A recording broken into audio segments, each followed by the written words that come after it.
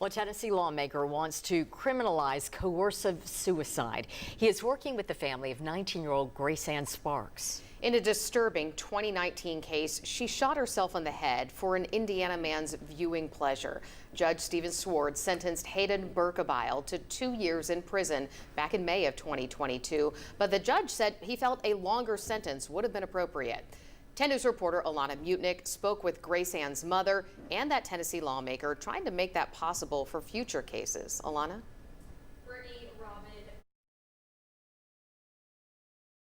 Meaning there is no statute that explicitly criminalizes assistance through speech or digital messages.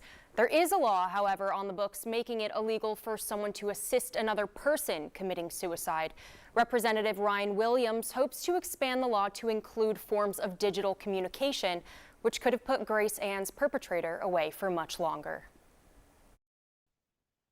I have a beautiful life, but I miss my Grace Ann. That's Candy Sparks 6 years after losing her daughter. Grace Ann and Hayden Burkabile were playing Russian roulette over video chat when it happened. It changed my life. It changed me. It left a huge hole in our lives. Her sister, her father, her grandparents. You know, we've all been affected, and we all feel her loss greatly every day. Grace Ann's mom took that grief to Representative Ryan Williams. The two talked and decided they wanted to do something. Her desire, and now mine, is to find a way to thread the needle in our assisted suicide statute in Tennessee, or by adopting a coercive suicide statute in Tennessee. The bill Williams is working on would push for stricter penalties that he says better match the nature of a crime. Wouldn't prevent someone from being able to do this, but it would allow the courts to